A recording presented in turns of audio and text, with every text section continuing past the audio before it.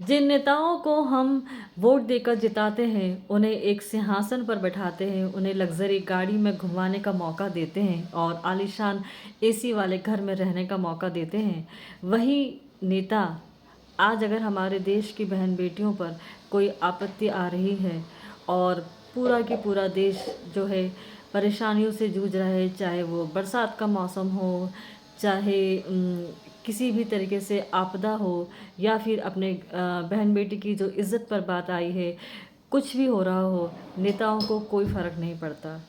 सबसे पहला उनका कर्म होना चाहिए कि वो आकर स्थिति का मुआयना करें, देखें। लेकिन अब हमारी जो पुलिस है वो तो खुद ही करप्ट है, सारे नेताओं के साथ बिकी हुई हैं, पल पल में उन्हें रिश्वत देनी पड़ती है और इनकी सुरक्षा ही इतनी बड़ी होती है। चाहे वो एलविश यादव हो, उनके घर पर गोलियां चल गई हो, चाहे किसी को कुछ हुआ ना हो, लेकिन वहाँ पर पुलिस को खड़ी कर दी है, या और भी बड़े स्टार हो या कोई कहीं से आ रहा हो, उनकी सुरक्षा में ही इतने सारे पुलिसकर्मी लगा दिए जाते हैं।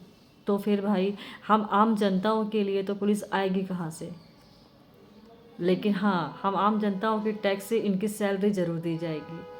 पता नहीं कैसा शासन और कैसा कानून चल रहा है, पता नहीं क्यों हम वोट देते हैं, क्योंकि वोट तो इसी तरीके से चोरी हो रही है जो कि आज इतना सारा घमासान चल रहा है। सबसे अच्छा है कि अपना शांति से घर में बैठें, रोज़ी रोज़गार करें और अपना घर परिवार पालें। क्यों पड़ रहे हैं इन नेताओं के चक्कर में?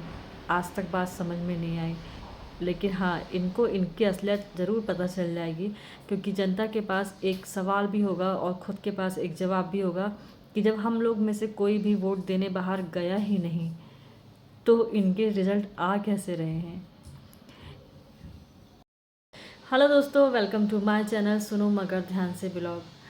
दोस्तों, बहुत ही दुख के साथ ये कह रही हूँ कि ऐसा लग रहा है जैसे कि हम वापस से एक गुलाम देश में हैं और आज़ादी की जंग लड़ रहे हैं, क्योंकि आज की स्थिति ये है कि मामूली से मामूली चौकीदार से लेकर जज तक, अब इसके बीच में चाहे डिपार्टमेंट कोई भी हो, सबकी सब करप्ट हैं, सबकी सब घूसखोर, जमाखोर, काला बाजारी, हर चीज़। अब आप ये बताइए कि बेचारी जनता जाए तो जाए कहाँ? और अगर जनता ने अपनी आवाज़ उठाना चाहा तो उन्हें आवाज़ को सारे के सारे मिलकर इस तरीके से कुचलने की कोशिश कर रहे हैं जैसे जनता सिर्फ़ और सिर्फ उनके लिए एक वोट है, उनके आगे बढ़ने का सिर्फ एक रास्ता है, उनकी तिजोरियों भरने का। मूक दर्शक बनना बंद करें, आवाज़ उठाएं। अगर आपने वीडियो बनाई है, चलो ठीक है, अच्छी बात है, लेकिन जो आज आप देख रहे हैं और दूसरों के साथ होते हुए देख रहे हैं और मज़े ले रहे हैं, कल को ये आपके साथ भी हो सकता है, वो दिन बहुत दूर नहीं। इसीलिए तमाशबीन बनना बंद करें और लोगों का साथ देना शुरू करें, आवाज़ उठाना शुरू करें, अपने अधिकार के लिए लड़ना शुरू करें।